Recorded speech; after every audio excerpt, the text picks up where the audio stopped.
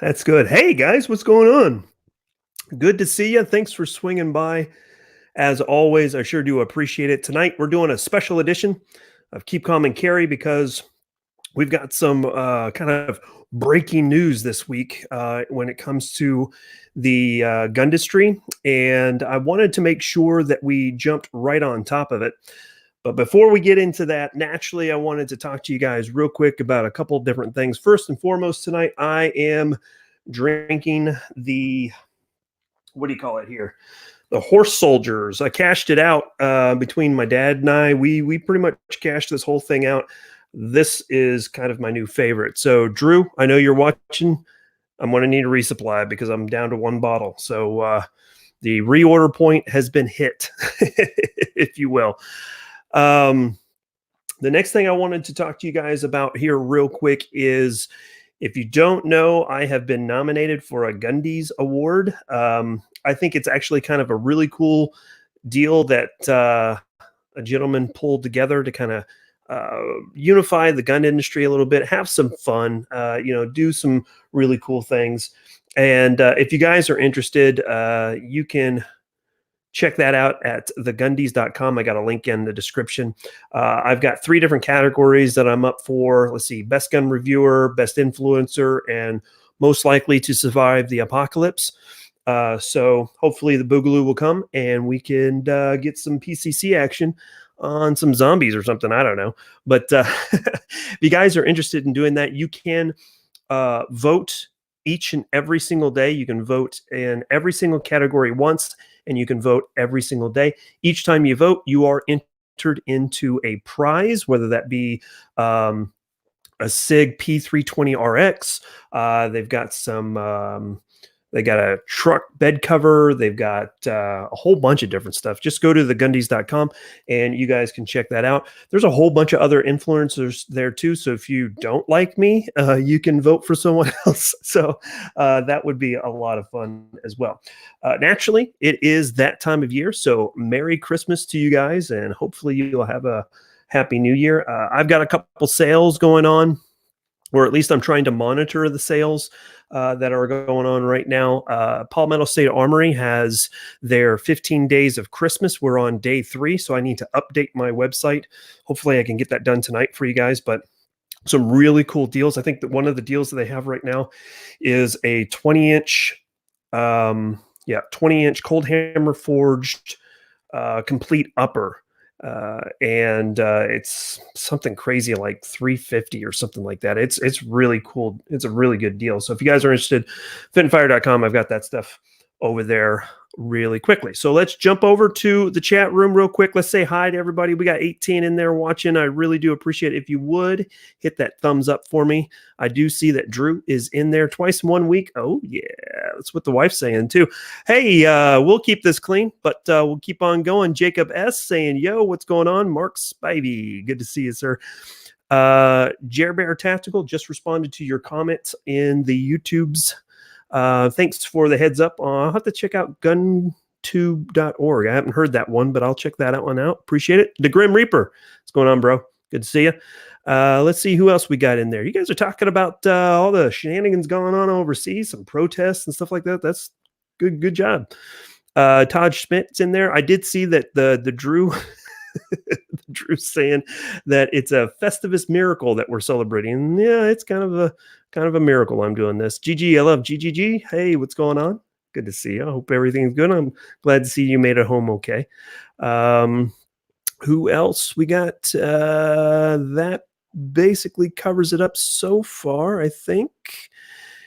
So let's see. Light infantry in there. Z's light. I'm not even going to pronounce your first name. I don't know. Zianos light infantry. I can't pronounce that. There's too many vowels in your name, so sorry for that. Bones, good to see you. And so I'm going to call you Z's light infantry. We'll go with that. BitChute. You know, I've seen BitChute. I haven't really figured all of that stuff out yet. But yeah, there's that. FM18M or F18M. Good to see you. TDR. Good to see you guys. Thank you so much. If you guys are interested in supporting the channel, naturally, you can do that via the super chat function. If you guys are interested in doing that at all, I would greatly appreciate all the support. Or if you guys are interested in becoming a Patreon member, actually you get first access to all of my videos, and then some special things now and again. I will have a Christmas something or other coming up this week, or not this week, but this month. So there is that. So without further ado, man, I've talked for 5 minutes. It went quick. I'm sorry, guys, but let's get into it. And let's introduce a friend of mine, I would say. We've been talking for a while, and I don't know why it's taken me so long.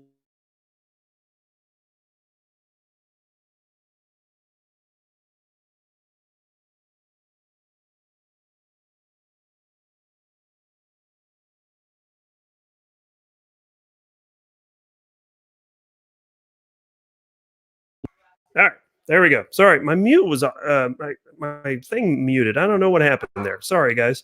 And my dog started barking. So there's that. Yeah, audio's out. Got it. Thanks, guys. Hopefully we got it fixed. Hopefully it's the only time. All right, here we go. Introduce my buddy Steve. Anytime I have any questions about PCCs, especially when it comes to MP5s, he's the guy that I reach out to. It's been a long time. I don't know why I haven't put him onto the channel, but here is Steve. Thank you so much for swinging by. I sure do appreciate it. If you guys can't see behind him, you can tell he's an expert because he's got all behind him, right? Yeah. A little bit. I'll say I know a little bit. You know a little bit, right? So I'm going to say that you're an expert because you know far more than I do. Okay. And I just know a smidgen of what I need to know. So what better way to talk about HK's SP-5 than to bring you on, since you have so much background into this. And I just want to give you an opportunity to kind of introduce yourself, tell us a little bit about your background, and what's your deal with MP5s? Well, no military or police background for me. I do have a criminal justice degree, though, however, bachelor's in criminal justice.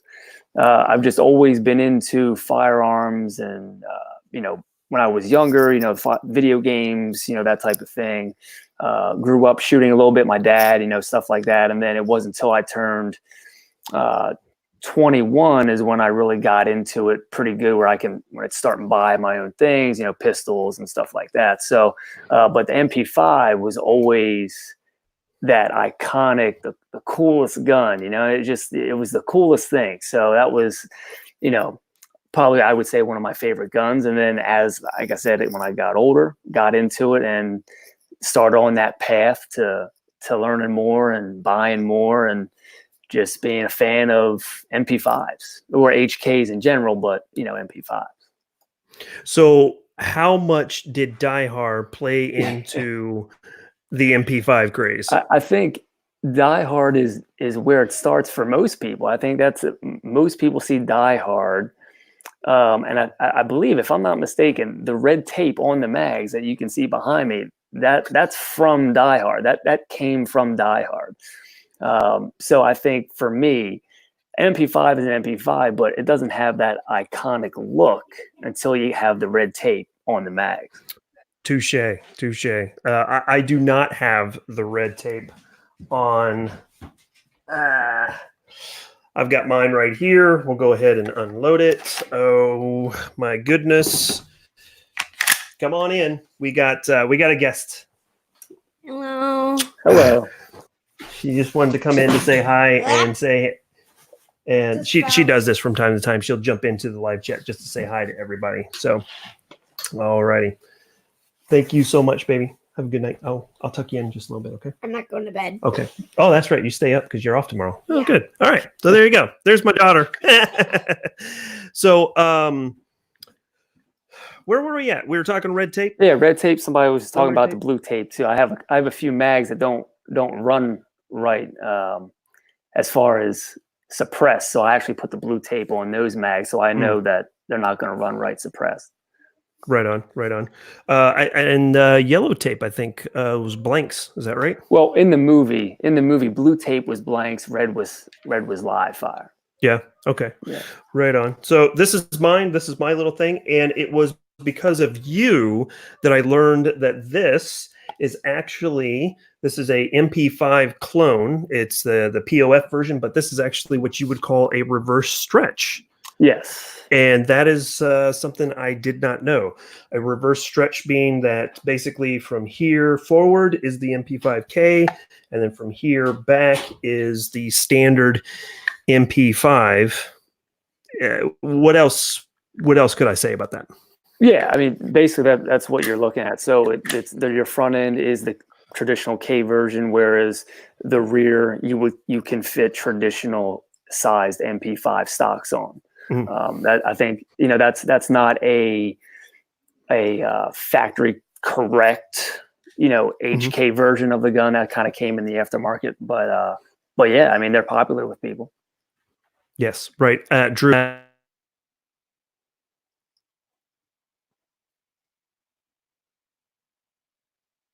All right, there we go. So, with that being said, the SP-5 has come out. What has been your initial impression from what you've seen on the YouTubes and all the social media? Well, the day it was released, I had no idea that it was. I mean, I don't have any inside track or inside line on, HK's new things coming out. Uh, but so I was just as surprised as I think everybody else when they were releasing this thing. Mm-hmm. Um, So, it took me by surprise. I was not expecting HK to come out with an MP5, and then sure enough, Monday, all the videos started dropping. So I was like, oh, I think actually I saw a post maybe on Sunday, late Sunday, before the videos came out. I don't know. yeah, I'm not sure. I'm sure what day it Yep. was now. So, of the videos, which ones have you seen Well, so to be far? honest with you, so I got a little information yesterday. I found out from the buddy I was talking to yesterday that they only gave out 2 demo guns to 2 influencers. So as Yeah. far as I understand, that would seem to be Mac and that would be TGC News, because they were 2 of the ones that posted with the photos. Hmm. Well, TGC posted in their Monday video that they had a copy of it, and Mac showed photos of him with the gun. So, as far as I know, there was only 2 demo guns that were given out for this thing, and I was a little surprised by that, just thinking that because it's a brand new gun, they'd want to get it out there to everybody just to sort of validate its quality. But Hmm. then you figure, okay, they're HK, they really don't need to do that. So, Yeah. yeah, No, because they hate their customers. So right. no, not really.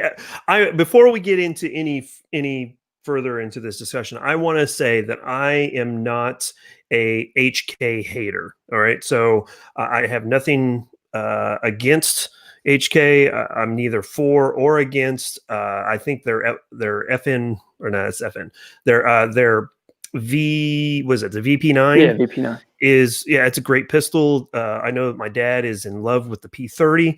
Um, I like both of those. Outside of that, I've not had much experience with HK.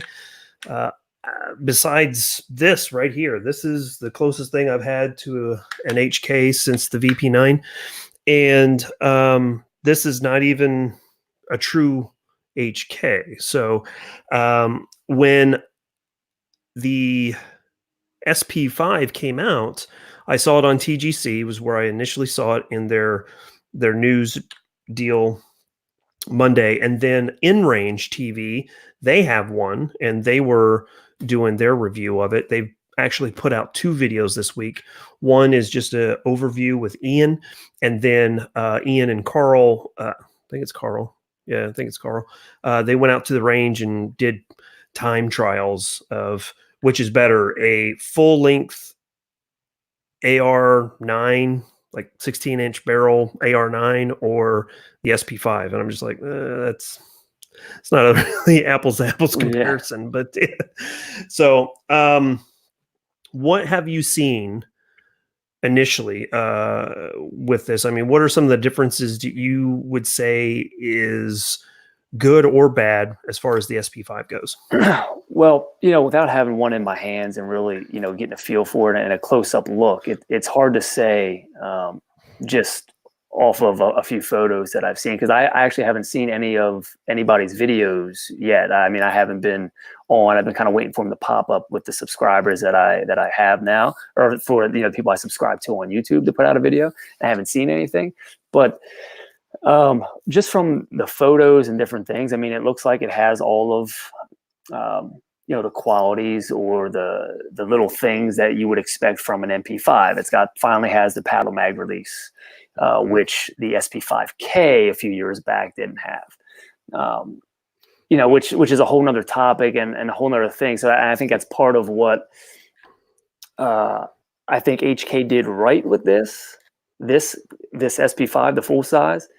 But what I still think, just overall, I think it's going to do well, but it's not going to just sell out. I don't think. I think its price point is off compared to everything that's out right now.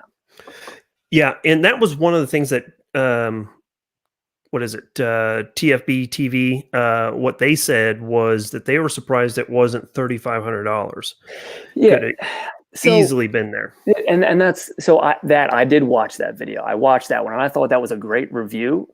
But so everybody I've seen talk about this thing, when TGC did their review and they were kind of hyping it up, I don't see that. I don't see the value is definitely not nowhere near 3,500, and it's not even 2,500 if you ask me. I mean, you have essentially a gun that's come out that they've released, you know, a decade after you've had, you know, pretty big time companies that are making clones, right? That are making quality guns. You got like Dakota Tactical, you got like TPM, you got, you know, your Lone Shark builders and different things.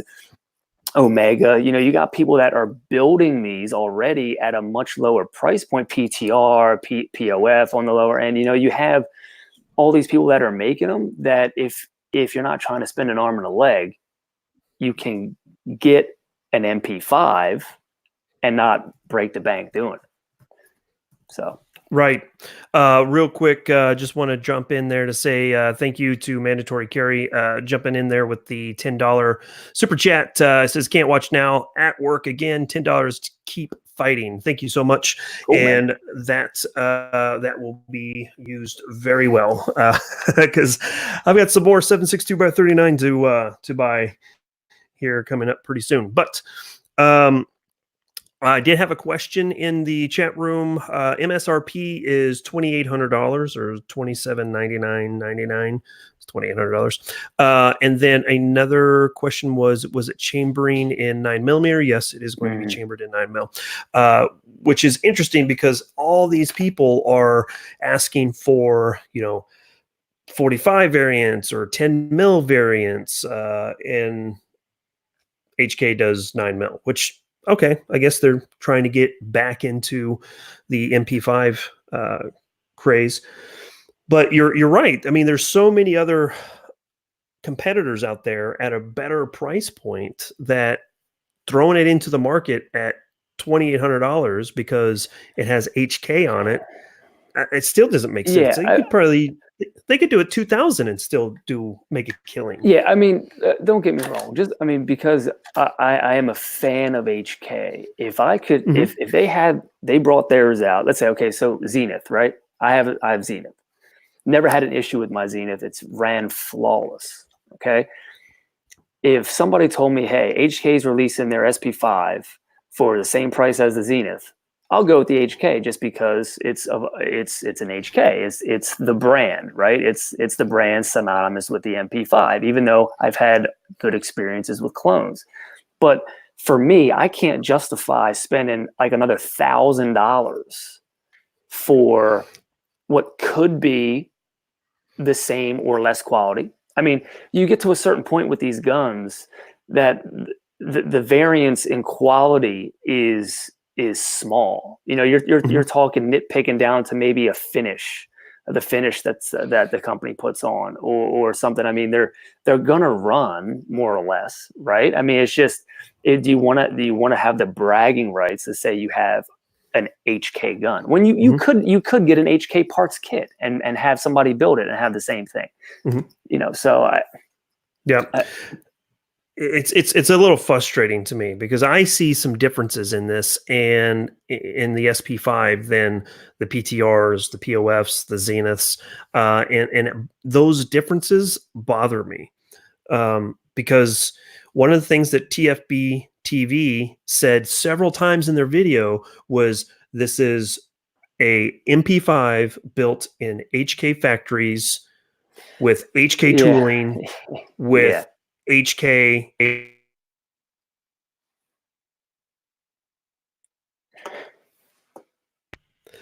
So, I mean, big freaking deal.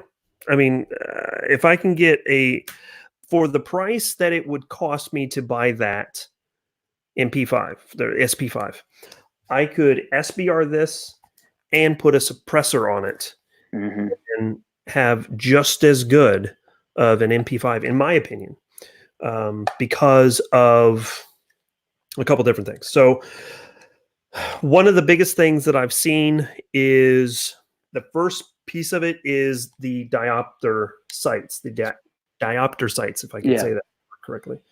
The SP-5 does not have diopter sights. It has the MP5K sights. Right, the notch sights. Notch sights, right? So for the purists out there, that's a problem. Well, TFB TV was like, oh, well, you can switch them out if you really want the diopter sights. It's an extra $60. It's an extra $60 on a $2,800 gun. You would. It's HK. I mean, I don't know why they do what they do sometimes. I mean, it seems like I try to look at value for what I'm getting. So for instance, the Zenith, when I got the Zenith, $1,700, right? It was in and around there. It came with a hard case, a sling, a cleaning kit, like 4 mags, and a spot to hold a box of ammo. It didn't come with ammo, but I'm just saying, like, it came with all this stuff. Now, MKE mags are roughly like $60. So just say $60 a mag. HK mags are like 80, right? But when the SP-5K came out, I believe it only came with 1 mag and maybe a sling. And I don't even think it came with a hard case. So like, again, SP-5K was like probably close to $1,000 more, if not maybe $2,500, something like that. And it came with less. And it didn't even have all the features that I wanted in an MP5. There's certain things that you want. And I'm like, I didn't even think twice about buying it. It would took more work to get it to where I wanted it to be than if I just bought a clone. Right. So I did have a question from Jacob S. He's asking to see the sights for those of you that don't know. So I'll try to get this up here. The diopter sights is going to be basically a cylinder that has 4 different peepholes through it. So you can get the exact one that you want. So like this is the largest one. You can turn it to a smaller and it keeps on going down smaller as you turn it. So that's what the diopter sight is. Now, go ahead. I have my K here. Now this is an SBR K. So, and what you'll see on the K, if come in there, you can see that they're notched. So whereas his are just a full circle, every one that rotates here is going to be notched wide open. So it gives you just a little bit of a different sight picture. To me, I mean, I'm fine either way. I'm used to shooting both of them, so it's not a big deal. But again, it's not the accurate or the correct sight. Yeah. So Tufu jumping in there, he's saying, I'm paraphrasing HK here. They say, stop being poor. Right. And, and I get it. Okay. Got it. Okay. Yeah. We all like to make those jokes. But at the end of the day, do you think, and I may be getting a little ahead of myself here, but do you think that this is a way for HK to drive more more sales to the UMP-45? Drive more sales to the UMP-45? Yeah, by saying, okay, hey, look, we've got this MP5. It's $2,800, but the UMP, it's actually less expensive and more modern, and try to push people that way. Because I personally feel, and this is something that I think they said on either In Range or TFB TV, I can't remember, but one of them said that the UMP probably has a better margin of profit for HK than the MP5 does. You think that's a possibility? I don't know. Well, first of all, I want to make sure I didn't miss anything. So are we talking did they do another re-release of like their USC carbine in 45 or UMP? Like they didn't re-release the UMP. Not that I am aware of, but that was one of the comments that was made by TFB TV. I think it was either them or In Range. I can't remember who it was, but I don't. Yeah, no, I don't know. I don't think so. I think they. No, I think they want people to buy this. I think. Yeah. Okay. Fair enough. And that's just a question. Yeah. I don't. It is the UMP even available right now through HK that you know of? As far as I know, no. I have. Let me get this down for it.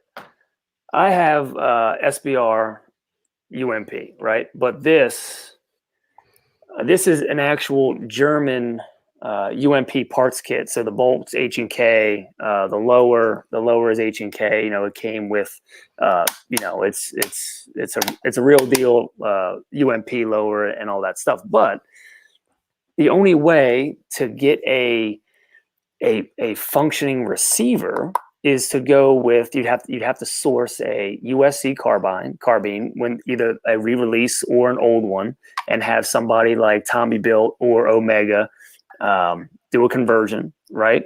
But this one here is actually the Omega's Gideon Shadow receiver, which is essentially the UMP. So it's a UMP just under their name, the Gideon Shadow. So I bought the parts kit, got the receiver from them, and then I had them because the German parts kit is full auto. They had to do some conversions to make it legal for me to own semi-automatic. So they did the conversion for me. But yeah, that's the only way. The only two ways I know you can do a UMP right now is get a parts kit, and you got to get a receiver from Omega or Tommy Built, or do a conversion from a USC itself. So right.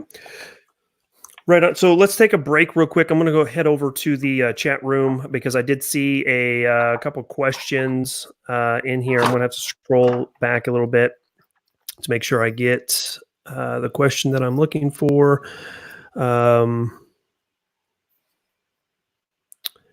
Yes, Drew, they're going to have the rounds going the right way. So Z's Light Infantry, he's saying, how does it compare to the old HK94 other than the barrel length? Well, okay. Go ahead. No, I mean, from what I understand, everything is, I mean, you know, the old HK94s were into the country with the 16-inch barrel, right? So if I remember correctly, the old HK94s, I don't think they had the paddle mag release. No, they did not. They were clipped and pinned, I believe, too, just like the new ones are, which is another difference between HK's new SP5 and some of the clones. I don't want to jump onto that topic right away, but essentially, I don't understand how HK can't get a full pin receiver into the country when Zenith can get it into the country. Yes, that is one of the other big complaints that I have. I'm going to jump in right here because that, I would say, is probably the biggest issue that I have with this, is that HK says due to import restrictions, they cannot get a lower receiver with these two pins. This one here and the back pin right here that holds the trigger assembly in. It basically, the SP-5 comes without this pin. It just kind of wedges in there, and then it is retained by this rear pin. And my question is, if that's the case, then how does Zenith do it? How does POF do it? How does PTR do it? Yeah, and all these import rules. It could be something with Germany's import rules to the U.S. It could be. I don't know. I have no idea. It's weird that there are some can and some can't. I don't know the legality behind that. Yeah, I don't really either. Drew, he did say earlier, he was asking if it was direct blowback or roller delayed. It is roller delayed. Yeah. The POF that I have, it's roller delayed. I'm sure all of yours. Yeah, I mean, any MP5 clone you're gonna get that I've ever seen, it's gonna be roller delayed blowback. I mean, you're not gonna get an MP5 that's just a direct blowback. I mean, it's part of what makes an MP5 an MP5 is the roller delayed blowback. I mean, that's its main. I think that's its patented function is the roller delayed blowback. Mm-hmm. Right on. I just want to say hey to Reno May. He will be our guest Monday. So if you guys are going to be around, please swing on by. We're going to have probably a pretty spirited conversation. I want to say good night to Jer Bear Tactical. Thanks for swinging by. I sure do appreciate it. Yeah. So next question, kind of the answer real quick is I don't know. And that question is German export rule or US or export restrictions from the Fatherland, as Drew says. I can't tell you. I think it would have to do with import rules from the United States. That's what I would think. But then now I'm second guessing myself because it could very well be export rules from Germany, because if Zenith and POF are able to do it, then that would tell me that there's probably not restrictions from the US side. I don't know. Yeah. I don't know. It's a stranger. I mean, and some people are going to say, well, what's the big deal? I mean, it comes down to preference, right? And it's not going to make your gun function any differently as far as shooting. I mean, the lower is still attached there. It's just one is going to have an actual pin that goes all the way through, and the other one's just going to have, clipped in pin where it looks like there's a pin on either side, but it's not. It's just, like you said, it's on that ledge on the inside where it's held on. And part of that, I believe, is that pin and that shelf in there is I believe a critical part to the whole full auto action of the gun. So I think that could be part of that rule, as far as if you don't have that capability for that pin, then you will never have that capability for a full auto. But I could be mistaken on that as well. I'm not 100% on that. Right on. Tactical Pineapple jumping in. He says it has to do with the withdrawal of the UN Arms Treaty. It's complex, but I can break it down later. So that would make sense. Todd Schmidt, he's also saying, I thought I read it was German export laws. It's Kinder eggs we can't import. And I would agree. I deal with a lot of import and exports compliance in my day job, and I can tell you that Germany is a bit of a kerfuffle when it comes to that type of stuff. Some things that we can import into Germany from the United States doesn't have a VAT or a value added tax added to that product. Other things do have it. So, it's either one or the other. You have to navigate through all of that. And it's one of the reasons why we moved one of our facilities out of Germany. But yeah, it's pretty crazy. So one of the other questions I had from the room there was from my buddy Drew. He's really kind of wanting to get your take. MP5 or UMP? If you had to choose one or the other, what would be your go-to? MP5. And not because it's my favorite gun, but just if we're talking smooth shooting, shootability, MP5, just because it's a smoother shoot. The UMP, even in, so variants now, like, so my UMP, I can convert that to a 9mm and that's in 40, a 9mm and a 45, just with the swap of a barrel and the bolt and the mag. So I've shot that gun in all 3 calibers, and it's soft shooting for, in 9mm. I would say similar to like a Scorpion or any other blowback, because the bolt in the UMP is like a big hunk of steel, similar to like the Scorpion.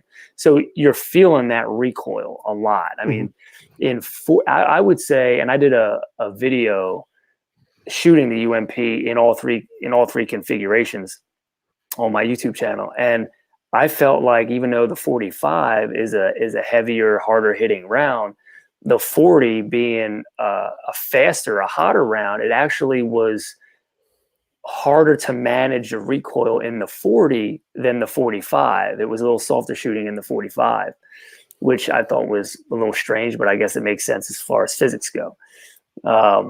But yeah, I mean, MP5, just for the delayed roller blowback, I mean, yeah, it's smooth. And I didn't quite understand the function of that until Ian from In Range or Forgotten Weapons, he kind of broke it down on his video earlier this week, and it's actually pretty interesting to see how those rollers kind of lock that in there and allow the pressure from the round to unlock that and then push the bolt back instead of driving that bolt back completely. Yeah. Tactical Pineapple jumping back in there saying countries in the UN Arms Treaty cannot export weapons of war to countries outside the treaty, and the German government designated a full pen design as a weapon of war. So there you go. There you go. I learned something there. Yeah. All right. So, so there you have it. Buy a POF or a Zenith. There you. No, I'm just kidding. So, if you had the money, would you buy one of these, or would you dump it into a different brand to do things like SBR and suppress it and stuff like that? I think if money was no object, if I was made of money and I could just buy anything, I'd buy it just because it's an HK product. But being just, blue collar guy, and needing it to buy an expensive gun, needed to strategically save, for something that's more expensive. I'd much rather take that 2,800 and buy various other things, or a Tommy built G36, something along those lines. Now, I have a Tommy built G36K SBR, but I would go for one of his other variants of his G36s, or probably. Well, no, you know what? I've always liked the C, the G36C. I'd either go with the C, just something like that, I think. Yeah, I totally get it. I don't know. Do you follow Angel of Verdun on Instagram? No, I don't. No, you should check her stuff out, because she's got a lot of let's say unconventional firearms that she wields. Yeah. So she's got a G36C, I believe. She's got she now has a RD NATO AK. She's got a Barrett, and then her prize is her Bren machine gun. So it's semi-auto, but it's still pretty cool. So so I got to meet her a couple weekends ago and see all of her stuff along with Tufu. So that was a lot of fun. But let's see here. Jacob jumping in there, he says, if you had the chance to win a 4,000 over and under shotgun, but it was in the UK, would you be? What would be your take on it? So would I have to fly to the UK to get it? If I had to fly to the UK to get it and I want it for free, yeah, I'd take that. Yeah, I'd do that, because I was able to go to the UK in 2011. It's been one of my most memorable vacations, and absolutely love London. So much fun. Probably wouldn't want to live there, but I'm a history major, and just Tower of London, seeing Trafalgar Square, and Big Ben, London Bridge, all that type of stuff is really cool. So, but yeah, what about you? If you won a $4,000 weapon, but you had to fly someplace to get it, would you do it? I mean, I guess it all depends, but I mean, yeah, for the experience of traveling somewhere new, I think it'd be, and if I could get the gun back into the country easily, um, yeah, I mean, I don't see why not. I mean, I don't know how much a trip to Italy costs, but I mean, if it's close to $4,000 all in, I mean, it Mm-hmm. might be kind of a wash anyway. Yeah, let me break this comment here. I saw a comment earlier. Somebody said that they buy a what was it? Where was it at? So they would, a Chris Vector. They'd buy a Vector before an HK MP5. Now, I wouldn't buy. I have a Vector SBR. I wouldn't buy one of those before an HK MP5, but definitely when it came out with the Gen 2 9mm, I jumped all over that as soon as I could, just because it was just so different and so futuristic, space gun. You know what I mean? It was one of those things I just wanted to have. Yeah. Yeah. I have had the opportunity to put a very quick magazine through a full auto 9mm Vector, and it's pretty fun. Yeah, But and I would like to have one just because of the innovation behind it. I like the design of the bolt and how it reciprocates. I like the idea that it goes back and then down at a 45-degree angle. So it really kind of pushes that muzzle down as you fire it. So at least that's my experience with it. Yeah, that's pretty nice, man. That looks like something straight out of Aliens. yeah, I think, right. Yeah, it's a space gun, man. I mean, and this is the OG original folding stock. I know I don't even think they produce these anymore. It's slightly different now, and they have the more straight back ones. But I just like the look also of that old stock. I thought about changing it out, but I was like, no, I think it just adds to it. I mean, this gun is definitely front heavy, obviously, because there's like nothing back here. But it's just a cool gun. It's cool. It seems to me that it would balance itself out between the recoil and the weight up front. But I've only probably put maybe like 30 rounds through one, and it was through, like it was on full auto and 10-round magazine iterations. So Yeah. it went real quick. Yeah, because I think those things run like 1,200 rounds a minute or 1,200. Yeah, I think their RPM is like 1,200. It's fast. It's something crazy. It's like a Mac 10. It's real quick. Yeah. GGLFGGG saying, if money was not an issue, does that make the HK even worth the price? And no, I don't see it worth the price. It's too much. Yeah, I mean, I would say even if money was not a price, it was not an object. If you're a collector, sure, yeah, get one. It's an HK. I mean, it's HK tools, HK factory, HK personnel putting it together. I mean, it has a cold hammer forged barrel. It's got the paddle. It's got the paddle release on it. It's tri-lug adapter. It's got everything you would expect except for the sights and the pin lower. So yeah, but at the same time, why? And I left a comment in InRange's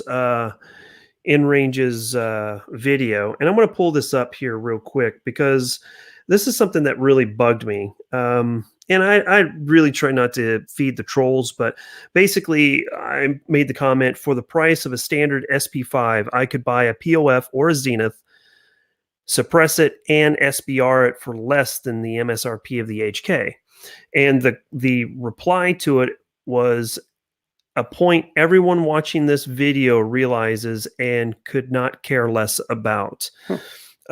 He goes on then to say, quote, "Well, gee whiz, I sure am glad I saved a bundle on my still really expensive Zenith MP5 clone instead of buying a real HK MP5. I sure won't regret that down the road," said literally no gun owner ever. And I was like, my reply to him was, actually, there's a lot of people saying it because it's already become a meme on social media. There's 9mm SMG. He's got a meme up about HK not even listening to their customers and issuing this out. And I talked about how they're just disconnected from their customer base. And that's the point of my comment, is not for the people who know about the MP5, but the people who are new to the MP5. And if they want to buy an MP5, what are they going to search? H&K MP5. And what's going to be the top search results right now? The SP-5 and probably an in-range video. So if they're looking through the comments and they see my comment, probably not, but if they do, then they'll be like, oh, well, shoot, I didn't know there was other manufacturers out there. Maybe I should do that. So, and especially if you're looking at, if you're somebody new getting into this world, right? I mean, and you want an MP5 because it's a cool gun, you like it, and you're going to see that price tag, and you're going to be like, I can't afford that. I mean, not a lot of people, right? Normal people can just throw $3,000 down on a gun, right? I mean, it's expensive. Mm-hmm. It's an expensive hobby, right? I mean, and HK is HK. There's going to be, the fanboys or the diehard HKs that have to have it because it's an HK. I'm not like that. I don't see it like that. I want to get the most I can out of my money. Right. And a great question. I'm going to let you field this because you would know better than I do, because I only have experience with one, and that's the one that I'm holding. But of the brands out there besides HK, POF, Zenith, PTR, which one would you recommend for someone who is interested or someone just getting into it? If you're just getting into it and you're not looking to put, a million rounds through it. You're not looking to break the bank. You just want an MP5 to have an MP5. I would say just go in with a POF. I was gonna go with a POF at first before, and this is right around the time Zenith came onto the scene. So Zenith came onto the scene as I was kind of shopping around for these things, and I saw a video that Mac did, and this is, however many years ago now, when he compared the POF to the Zenith, and he shot the Zenith and said, like, he thought in his experience, the Zenith was just a little better quality than the POF. And he cited some differences. And I started looking at the difference in price, and it's like, it was a few $100 difference. But then I looked at the value of all the extra mags I got and all that stuff, and I said, okay, well, for me, it warrants the couple extra $100 because I'm getting all this extra stuff with it. So yeah, I mean, I'd say, you really can't go wrong with any. I think PTR's price point is still a little higher than a Zenith. POF's on the lower end as far as price. So you got POF, Zenith, PTR, and then HK, and then of course you got your builders that do stuff in between. I would go just get a POF. Or a Zenith. I don't think you could go wrong. In my experience, I've never had an issue with my Zenith ever. It's been flawless. I've had, I think, two failures, but it was bad ammo. It wasn't even a light primer strike or anything. It just no bang, ejected the round, full primer strike, bad ammo, threw it away. Every other time, it's went bang every time. So what I would say is, with what I've seen with this and what I have seen in video and at SHOT Show or NRAM, the POF finish on this is a little shoddy. I don't know if you can see that, but it's it's a little heavy on the finish. And it's a gloss. It's got a gloss finish to it as well. Right, right. Whereas the Zenith wouldn't. Now, when I bought this, I bought it off of Gunbroker through. I remember you telling me this story. Yeah, Fed Arm. Yeah, and it was an either or. This auction is for either a POF or a Zenith. You don't get to choose. If you win the auction, we go into the warehouse, we pull it out, we mail it to you. And I ended up with the POF. And when it showed up, it literally showed up in a box, like I don't know, 10 inches long by 6-8 inches wide, and that was it. It came in a plastic bag and a cardboard box, and I don't even know how it made it to my FFL. So no magazines. Oh, I got a 10-round magazine somewhere around here it came with, but I had to purchase these. These are POF mags, and these were like $35 a piece. No issues. They work great. So and they stay fully loaded. So,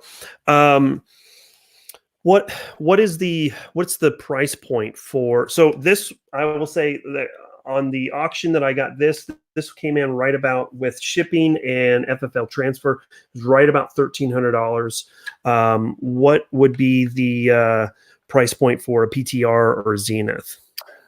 Well, I haven't priced any recently, and since past, I don't know how many years it's been, Zenith had a hard time getting their stuff back into the country, so Zenith were kind of dried up for a while. But when I got mine, they were in the country. You could get them. I think I got mine off of Gunbroker for a good price, new in box and all that stuff. I think it was around 17 and some change, free shipping, this and that. PTRs, I believe, are like around 19 or so. But then you're getting a few extra things with the PTR. You're not getting as far as any of the extra mags that I'm aware of, but you get the M-Lock fore-end and all that stuff. And for me, if I'm going to get an MP5, I want it traditional MP5. I want the wide hand guard. I want the plastic. I don't need the fancy M-Lock and all that stuff on an MP5. It's just it turns it into not an MP5 in my eyes. It's an MP5, just doesn't have the look of the MP5. Sure. Great question here from Z's Light Infantry. He says, I had an FMPG3 that was as good as any HK91 I've shot. Did Portugal make or import any MP5 clones? Not that I don't know. Yeah. Important question for SBR length PCCs, FMJ or JHP. So full metal jacket or jacketed hollow point ammo, which runs better? Well, and to be honest with you, I don't run any hollow points, or I haven't run any hollow points in the MP5 stuff. I've just always ran just bulk ammo stuff. I get cheap, any Winchester white box, Remington, Blazer brass. Everything's always ran fine. I've never really bought the hollow points to run through the gun, because it's a range gun. It's not a self-defense gun. I could use it in home as a self-defense gun, but when I go to shoot at the range, it's just target practice. There you go. That's good. Next question here is from Shady Tree Tallness. He says that his comment, but I'm going to turn it into a question. I think the CMMG Banshee 9mm is the best AR pistol out there. What is your opinion when it comes to pistol caliber carbines or PCCs in a pistol format? Are you more of a fan of MP5s, or is AR9s a better option? What are some of the pros and cons of each? I'm not an AR guy. I've always been an AK guy over ARs. I've only just recently, within the past handful of months, bought my first AR, and it was from a buddy who was selling it for cheap. So that's the only AR that I own. Mm-hmm. But as far as pistol caliber carbines, and is the question more like buying it as a pistol with the intent to convert it to an SBR, or are we just talking AR9s versus your dedicated PCC? I would say like for most of us out there, most of us are probably not going to SBR anything. We're probably going to put an SP tactical brace on something, Right. whether it be an AR9 or a, you know, an MP5 or whatever the case may be. So from your limited knowledge with AR9s, would you prefer a direct blowback? I guess that's probably the better question. Direct blowback versus roller delayed. Well, I mean, roller delayed is going to shoot the smoothest, which so you're looking at MP5, because I don't know any other PCC that can use roller delayed, because that's an HK thing. Now, nothing wrong with just blowback. I mean, it's less parts. I mean, the thing you have to worry about on MP5s is over time, those the locks, you know, on the roller delay, I mean, they will wear over time, and you'll have to replace those locks. But I mean, you're talking many thousands of rounds down the road. I mean, so more moving parts. It's more complicated of a gun to service and clean. But just like anything else, you get used to it. I mean, it's easy. Yeah. I would say for someone just getting into PCCs, whether it be full length or pistol formats, AR would probably be a good starting point because it would be the cheapest. But if you're wanting to commemorate Nakatomi Plaza, you know, it's got to be MP5. Yeah. I mean, what do AR9s even run? I mean, what can you get those for? Because I don't have one. I never looked at. Yeah, no, it really depends. I got you GGL, FGL, ask that here in just a second, but it depends on where you buy it from, what you're looking for, some of the features you get. On the low end, like from Palmetto State Armory, you can pick up one for about $400, $500, especially how you purchase it, whether it be, you know, a completed upper, you buy it separately than the completed lower, or if you buy it as a build kit, or if you buy it completed would probably run you the most because you have the excise tax. It's 11% tax on a fully assembled weapon. Yeah, so anywhere between, I would say, probably $400 to $650 from like Palmetto State Armory on the low end. But then you got like Foxtrot Mike. I think that's right. Mike Foxtrot Mike. Yeah, Foxtrot Mike. They do some that are like upwards of $800, but they have the charging handle up along the rail, you know. So obviously, it's like any AR, you're going to run the gambit on price. Whereas it seems to me with like MP5s, it's your starting points around that $1,400 to $2,000, where most AR9s are going to be sub $1,000. Yeah, I think if you're very familiar with AR-15s, it's probably not a bad route to go. I've heard, and I may be just regurgitating information I've heard on the internet somewhere, but I've heard that the AR9s, like the AR platform is not, you know, doesn't handle the 9mm very well, so people get a lot of failures and a lot of issues with those AR9s. And again, that could be just one person, but I've heard that AR9s tend to have issues as far as just being reliable. I would say this for AR9, if you're interested in a particular brand, whether it be like Foxtrot Mike or PSA or whatever, try to find a video that has them shooting it, and then see if they have a slow motion video of them shooting it fairly fast to see that ejection pattern. If there's any hesitation of that round coming out of the ejection port, that may be an issue for you. So I don't know, just one of those things. I did want to rewind here. You're next. Thanks for swinging by, Eric. Thank you so much for the $5. No worries about being late. You can always check it on the rerun. GGLFGGG, he says, even though I love the HK91, 93, and the P30 SKS, is HK so arrogant, we will pay any price to have their logo on the side. Yes.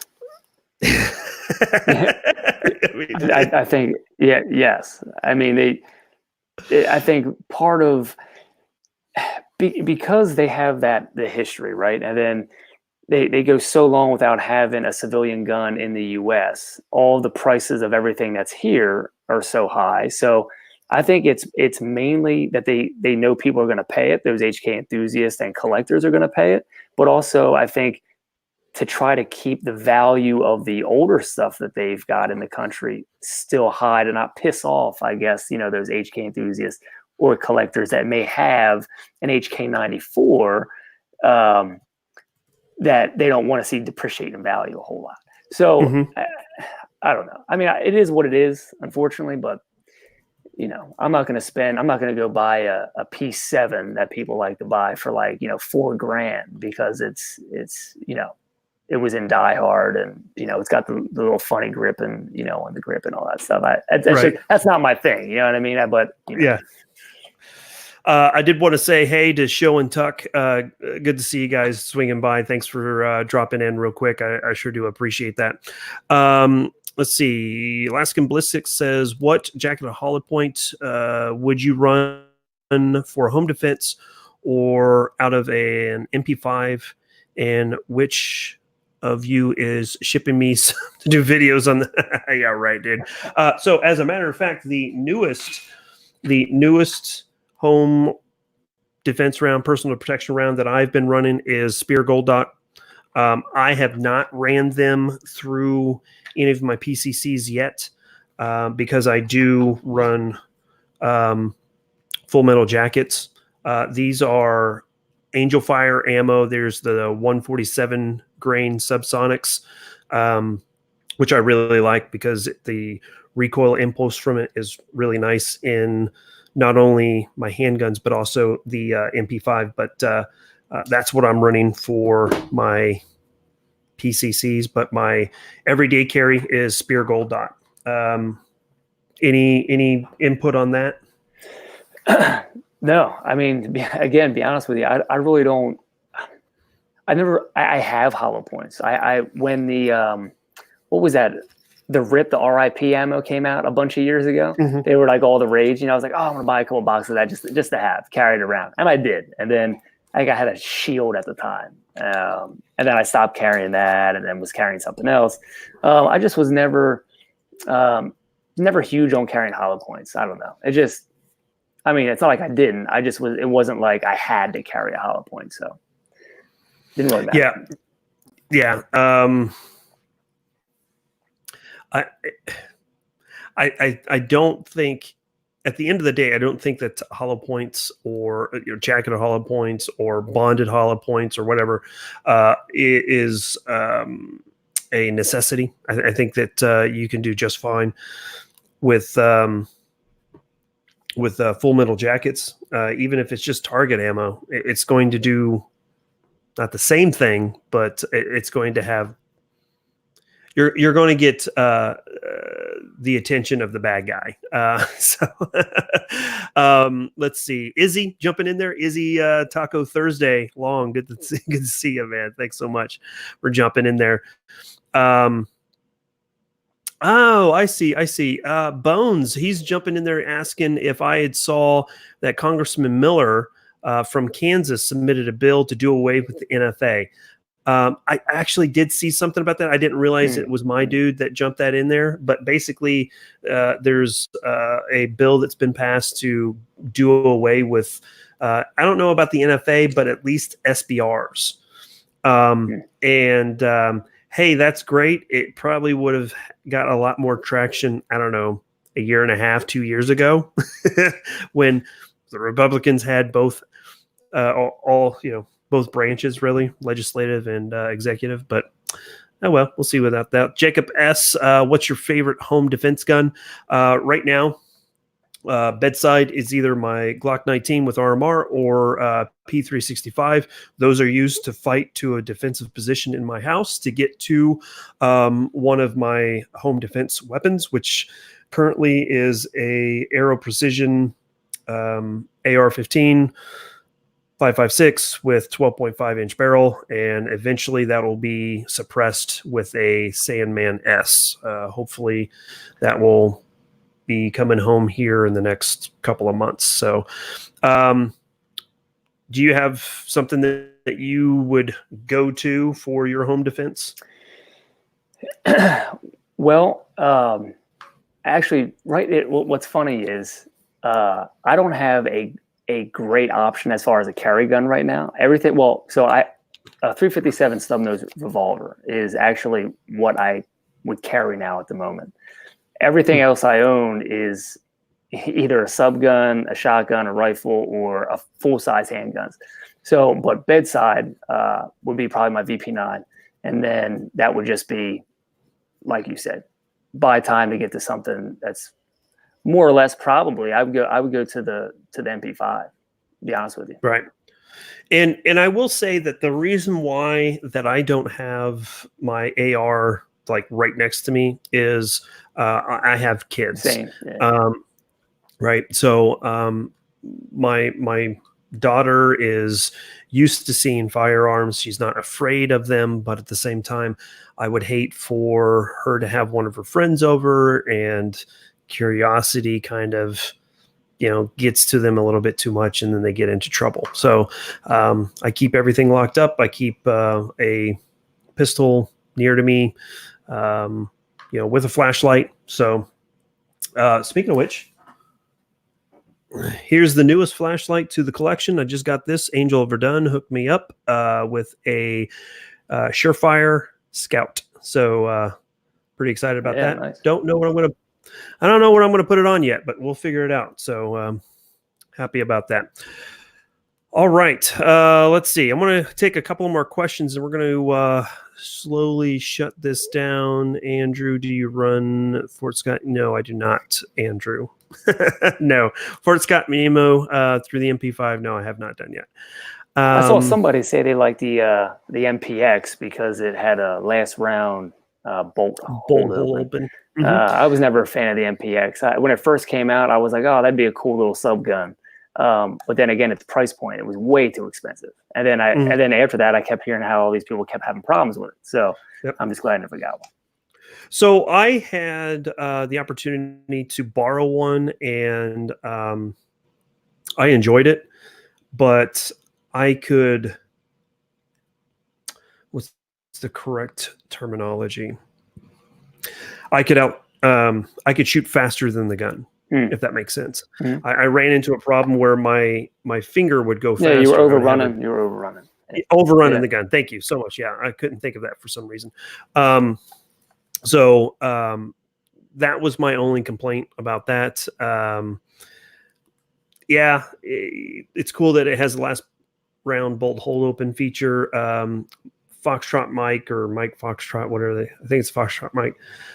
Their AR9s do the same thing. So, and I think they actually end up being cheaper as well. So, well, I mean, interestingly enough, I mean, this might be common knowledge, but anybody that doesn't know, the UMP was, for all intents and purposes, supposed to be the successor to the MP5, right? It was supposed to be the next evolution of the MP5. I mean, the UMP has the last round bolt hold open. It has the bolt release, but still maintains the mag, the paddle mag release and the handle, the slap, the patented slap, HK, handle and all that stuff. But it just being a direct blowback, it's just, I mean, it's iconic. Everybody knows the look of it. They'll recognize it. Might not know it's a UMP, but they've seen it in every movie and video game. It just didn't, I think, get as much exposure, as much use as the MP5 does, and still does. Yeah. Last two questions I want to take here. We'll wrap everything up. This will be a fun one from Jacob. He says, if you were in the apocalypse, what would your ideal armament and vehicle be? My ideal armament would be, believe it or not, 22 long rifle. Quiet. Yep. It's quiet. It's very light recoil. So anyone in the family can use it. Ammunition is plentiful. It's easy to carry. It's inexpensive to stockpile. At least it was. Do you remember? I don't want to cut you off, but do you remember a handful of years ago when you couldn't find a brick of 22 literally anywhere, and they were charging like double, triple the price for a box of 22? It was crazy. I don't understand what happened. It was because of the whole thing with not Columbine, Sandy Hook, Sandy Hook, yeah, man. And I don't understand what the deal was with 22 long rifle. I would imagine 5.56 would be the problem, but yeah. So, and then as far as a vehicle, I would try to find, if I had the ability to, I would try to find a diesel engined vehicle. And the reason for that is because little do people realize that you can actually make your own fuel from pig fat, biodiesel, basically. It's a little bit of a process. I don't necessarily know how to do it myself, but I could learn real quick. And you could at least get yourself from point A to point B in some cases. So that's what any thoughts on your end of the world loadout? So that's always a thought, and it always changes, right? There's always something that might new come to mind. Vehicle, never really put a whole lot of thought into. You know, it was always something big, something that had a lot of armor on it. You know, you could plow things over if need be. But gun wise, you know, a nice 22 good option, great option. That would be for me a pistol 22 with a little can on the end. You know, just popping all over the place. But the good thing about these small PCCs or PDWs, however you want to call them, I mean, I can fit in a backpack that I have. It's not even a large backpack. It's an old motorcycle backpack.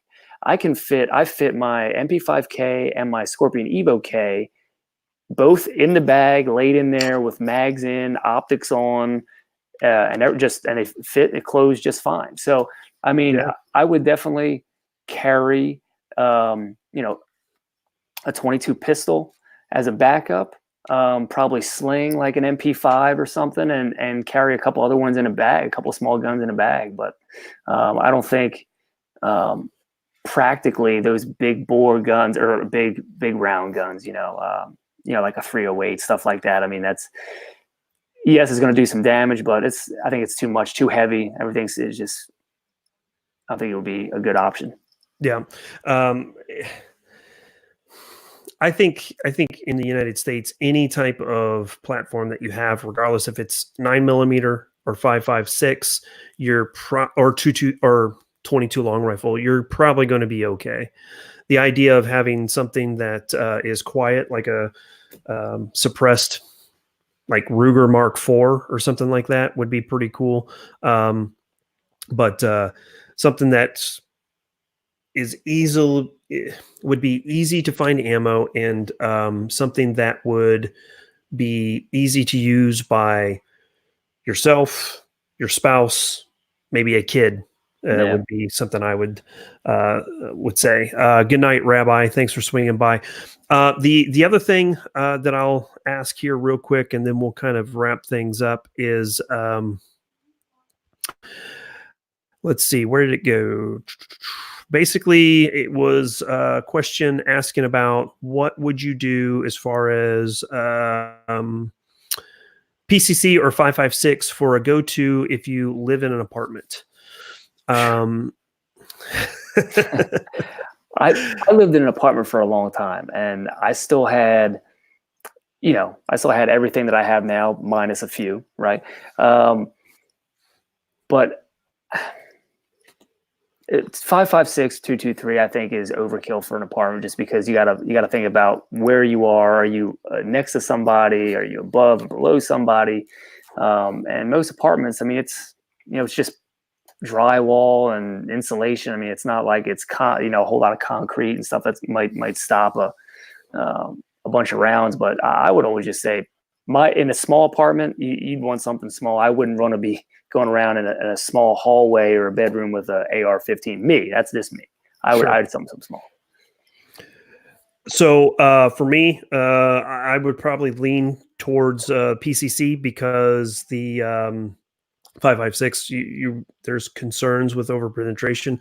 Drew did bring up a good comment that usually 556 does dump energy pretty quickly once it starts going through barriers. However, it goes at such a high velocity that that energy being let off as it goes through, whether, drywall, 2x4s, whatever the case may be, it would take longer than like a 9mm, in my opinion. So, I do want to ask or answer one question here. Glockaholic says, what was the fail with the SP-5? I was really looking forward to buying this one.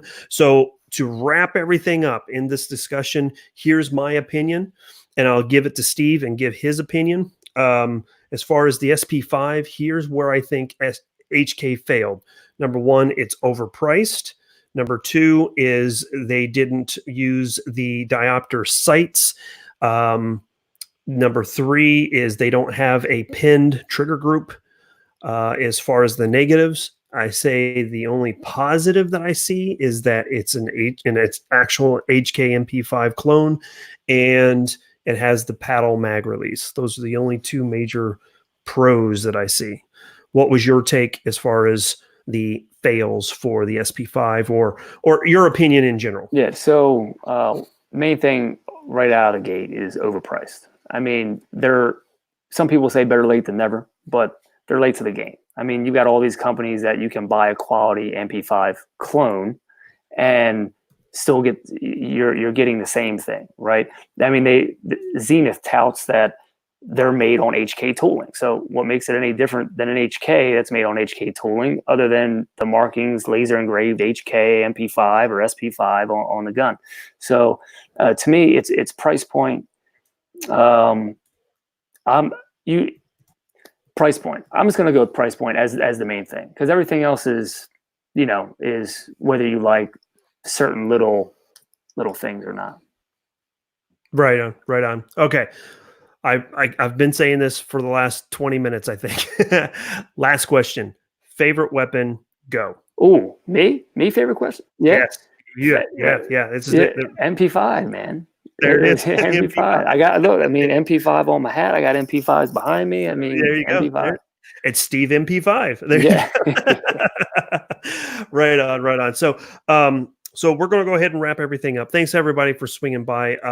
Please find Steve online. He's got a YouTube channel. It's where I've gotten a lot of information, a lot of good information when it comes to PCCs, mostly MP5s, but you talk about the UMPs as well. Also on Instagram, follow him on Instagram. A lot of great information over there as well. Anything else that you want to throw out there? No, thanks for having me. I appreciate it. Yeah, I don't post as much as he does on YouTube or anything, but yeah, when I get a chance, I enjoy making videos, so I post anything I can on YouTube. And Instagram the same. Post photos of everything you see is my stuff. So yeah, thanks for having me, and thanks to anybody here that was joining in today, watching the chat, and hopefully some of the information you could take away with and use later on. Yeah, Steve's got about 100 videos up, so there's plenty of videos to watch until he's able to get some more up, and give him some follows. He'd appreciate that. With that being said, thank you so much for swinging by tonight, guys. I really do appreciate everybody in the chat room. Hey, I just saw a GT Gunner Girl jumping in there. Thanks so much for jumping in. I saw you there late, but have a great night. Thank you so much. As always, tons of links down in the description below. And Steve, let's get you on again soon. Yeah, sorry sure. it took so long to get you on the first no time. problem. But I'm going to get some more range time with my MP5. I'm probably going to end up doing a series on PCCs here pretty soon. So I will definitely be leaning in on you to get some pointers. Yeah, anytime. For sure. Anytime. All right, man. All right. So with that being said, thanks so much for everybody swinging by as always. Keep calm and carry. Good night, y'all. See ya. Bye. Bye.